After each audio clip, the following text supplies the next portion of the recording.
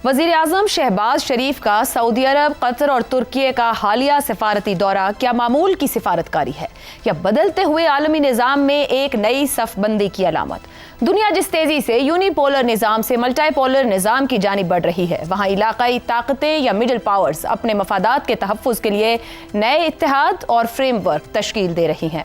पाकिस्तान, तुर्की, मिस्र और सऊदी अरब का उभरता हुआ 4 फ़रीक़ी फ्रेमवर्क इसी तनाजुर में एक अहम पेशरफ्त है।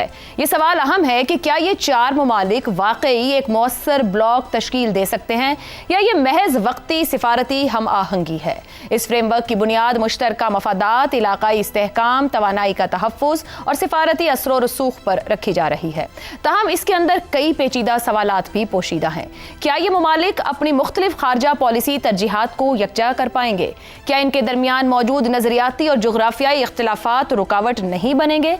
अगर इन चारों ममालिक की इनफरादी ताकतों का जायजा लिया जाए तो तस्वीर मजीद वाज़े होती है। पाकिस्तान एक जौहरी ताकत होने के साथ साथ जोग्राफियाई तौर पर जनूबी एशिया, वस्ती एशिया और मशरक़ वस्ता के संगम पर वाक़ है, जो इसे सिफारती पुल का किरदार देता है। तुर्की रजब तैयब उर्दवान की क़यादत में अस्करी सलाहियत, दिफाई सनत और यूरोप और एशिया के दरमियान जोग्राफियाई अहमियत के बायस एक अहम खिलाड़ी है। मिस्र नहर सुइज़ के जरिए आलमी तिजारत की शाहरग पर कंट्रोल रखता है और अरब दुनिया में सियासी वजन भी रखता है। सऊदी अरब तवानाई की आलमी मंडी में मरकजी हैसियत रखता है और इसकी माशी ताकत इसे इस्लामी दुनिया में असर और रसूख फराहम करती है।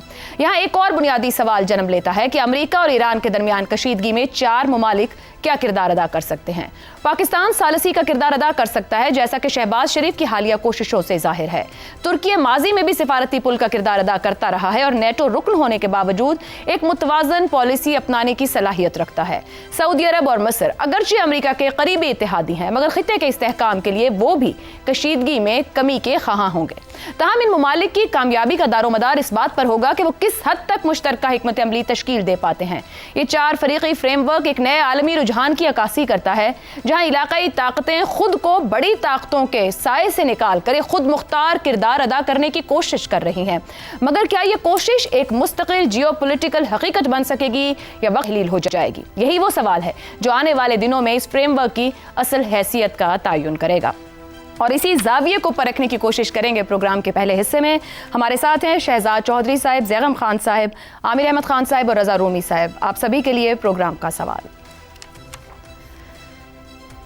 मशरिक़ वस्ता जंग में असर दिखाने वाले ममालिक पाकिस्तान, तुर्की, मिस्र, सऊदी अरब बदलते आलमी निज़ाम में उभरती मिडल पावर्स, क्या 4 फ़रीक़ी फ्रेमवर्क मुस्तकिल जियोपॉलिटिकल हकीकत बन पाएगा? शहजाद चौधरी साहब, क्या ये फ्रेमवर्क वक्ती बहरानों का रद्दअमल कहा जाए कि क्राइसिस में निकलता हुआ रिएक्शन है या एक तवीलुल मुद्दती जियोपॉलिटिकल हिकमत अमली का हिस्सा? फिलहाल तो जो मारूजी हालात हैं उसके मुताबिक इसकी ज़रूरत के तहत ये 4 फ़रीक़ी इत्तेहाद बनता नज़र आया है और ज़रूरी था मेरे ख्याल में इन हालात के अंदर। देखिए मारूजी हालात क्या थे। एक इस्लामी मुल्क के ऊपर एक आलमी ताकत ने भरपूर हमला कर दिया। ये बहुत बड़ी बात थी। इस्लामी ताकत के ऊपर इस तरीके से किसी का भी इस्लामी मुल्क के ऊपर किसी ऐसी ताकत का एक हमला करना, एक लड़ाइयाँ होती रहती हैं, जंगें चलती रहती हैं, लेकिन ये वाली जो जंग थी इसकी जो नेचर थी बहुत ख़तरनाक थी। दूसरी बात, इसराइल का, ग्रेटर इसराइल का एक नक्शा लेके चलना और ये वाजे करना और बावर कराना कि ये अब मैं ग्रेटर इसराइल ही बनाऊंगा, यानी अपनी हदों को चेंज करूंगा, फिजिकल हदों को। और फिर उसके बाद उसके साथ आप एडम अकॉर्ड भी कर लें, अब्राहम अकॉर्ड कर लें, सॉरी अब्राहम अकॉर्ड जो हैं, तो उसका भी एक तरीका था कि वो भी अपने जो असरात हैं, जो अपने पंजे हैं, वो गाड़ता जा रहा है, आगे बढ़ता जा रहा है। दूसरी सिचुएशन ये थी और ख़तरा ये था कि खलीज ममालिक जहाँ के जिनके बीच में आपस में मुश्किलात अब बढ़ना शुरू हो गई थी और जो कि एक इस्लामी ममालिक के ब्लॉक की हैसियत से एक कलीदी हैसियत पा चुका था, लेकिन अब उसके अंदर कुछ क्रैक्स नजर आना शुरू हो गए थे। तो आलम इस्लाम के अंदर ये जो कमजोरी थी बड़ी वाज़ेह होकर सामने आ रही थी। इन 3 मारूजी हालात के अंदर इन 4 ममालिक का मिल के ईरान की जंग के चाहे उसके तनाजुर में, लेकिन मिल के एक एफर्ट करना जिसके अंदर के जंग को पहले बंद कराया जा सके, तो एक बड़ी अच्छी पेशरफ्त है। दूसरी बात, क्या ये आगे बढ़ के किसी किस्म का कुछ बन सकता है या नहीं बन सकता, कोई इत्तेहाद बन सकता है इन 4 मुल्कों का? तो इसका ताल्लुक इससे है कि जो आइंदा का जो वर्ल्ड ऑर्डर है उसकी शक्ल और सूरत क्या बनती है। क्या वो रीजनल होगा, क्या वो نہیں ہو پائے گا اس قسم کا ورلڈ آرڈر جو کہ دوسری جنگ عظیم کے بعد چلا، یعنی اس کی ایک عالمی شناخت نہیں ہوگی یا اس کا تاثر عالمی نہیں ہوگا، بلکہ وہ ایک ریجنل انوائرمنٹ میں چلے گا. تو ایسی صورت میں ان 4 بڑے اسلامی ممالک کا آپس میں مل جانا، پھر شاید بعد میں ایران بھی اگر اس کے اندر شامل ہو جاتا ہے، تو 4-5 انڈونیشیا ملا کے اگر یہ کلیدی ممالک مل کے اپنا ایک قسم کا رابطہ رکھتے ہیں، اگر اتحاد نہیں بھی بنتے، تو پھر ان کی حیثیت بھی ایک ریجنل گروپنگ کے طور پہ بہت مضبوط ہو جائے گی، اور یہ اسلامی ممالک کے بحاف پہ نہ صحیح لیکن اس پورے خطے کے لیے ایک آواز اٹھانے کی اہلیت یا ان کی لیوریج بہت بہتر ہو جائے گی. تیسری بات، تاریخ کیا بتاتی ہے؟ تاریخ یہ بتاتی ہے کہ جب بھی انہی ممالک میں سے لوگوں نے ملنا شروع کیا آپس میں ایک دوسرے کے ساتھ، UAR بنا، شاید ہم تاریخ میں جائیں تو پتہ لگے گا کہ سیریا عراق ملے، مصر لیبیا ملے، ہر مرتبہ کوئی نہ کوئی بیچ میں کچھ عرصے کے بعد بریک اپ ہوا اور یہ معاملات آگے اکٹھے چل نہ سکے. ان کے اندر کمپیٹیٹو جو ریلیشن شپ جو تھی وہ کمپیٹیٹو ہوتی گئی کمپلیمنٹری ہونے کی وجہ سے، یعنی ایک دوسرے کے لیے مدد کے لیے نہیں بلکہ آپس میں مقابلے میں آتے گئے اور مشکلات بڑھتی گئیں. ان کا تعلق ہی اس قسم کا تھا آپس میں، ان کے جو قومی شناخت لے کے چل رہے تھے وہ اتنی زیادہ اسٹرکٹ اور ریجمنٹڈ تھی کہ مشکل تھا. دوسری بات، چاروں ممالک یہ والے خاص طور پر جن کا ذکر کیا سوائے ایران کے اور انڈونیشیا بڑی حد تک، ان کا تعلق امریکہ کے ساتھ بھی کافی گہرا ہے. آپ نے ایک دو کا ذکر کیا، میں سمجھتا ہوں سب کا ہی بہت گہرا. اب ایران جب اس جنگ سے نکلتا ہے، پرلی طرف چلا جاتا ہے اور پھر سے ریکوری اپنی شروع کرتا ہے اور اپنی ایک شناخت اور اپنا ایک سٹیٹس دوبارہ سے ریگین کرے گا، تو اس وقت ایران کا کیا تاثر ہوگا ان 4 ممالک کے بارے میں؟ شاید اس سے ایک اچھے طور پہ آپس میں انڈرسٹینڈنگ بہتر بھی ہو سکتی ہے، لیکن اس کے اندر یہ بھی شک پیدا ہو سکتا ہے. اور ایران کو جو لوگ جانتے ہیں، اور میں کسی حد تک اس لیے جانتا ہوں کہ ڈپلومیٹک ورلڈ کے اندر بہت قریبی ان کے ساتھ تعلق رہا ہے میرا، کوئی اتنے بڑے گہرے لوگ ہیں لیکن اتنے آسانی کے ساتھ کسی پہ اعتماد کرنے والے بھی نہیں ہیں. تو اس لیے یہ جو شک ہے یہ ہمیشہ ان کے آڑے آتا رہے گا کہ یہ کیا یہ ممالک اپنی نیت میں اور اپنے کنڈکٹ کے اندر یا جو کہہ رہے ہیں وہ اس طریقے سے ہیں یا نہیں ہے. یہ سوال بہت کھل کے سامنے آئے گا. فائنلی چین کا رول کیا ہوگا؟ چین کے تعلقات پاکستان کے ساتھ کس طرح کے ہیں، ایران کے ساتھ کیسے ہیں، اور پھر ترکی جو نیٹو کا ممبر ہے اور مصر جو کہ اتحادی ہے امریکہ کا، تو یہ جو چین کا اثر آئے گا یہ آپس میں کس قسم کے مشکلات کھڑی کرے گا. تو یہ رستہ آسان نہیں ہے، لیکن بہر صورت آج کے حالات کے اندر ان 4 ملکوں کا مل کے کسی طریقے سے کوئی ایک ایسا لائحہ عمل طے کرنا جس سے کہ ایران کے لیے خلاصی ہو، پہلی بات. اور دوسری بات پھر جو اسلامی دنیا ہے اس کے اندر جو تفریق آ رہی ہے اس کے اوپر چیک رکھا جائے اسرائیل جیسے ملک کی طرف سے کہ وہ گریٹر اسرائیل کے خواب جو ہے ان کو چھوڑ دے. تو میرے حساب سے فی الحال اچھی پازیٹیو چیز ہے، لیکن کیا آگے بڑھ کے اس کی جان کیسے پڑے گی، اس کے اندر یہ آ سکتا ہے یا نہیں، یہ دیکھنا پڑے گا کہ باقی دنیا کا.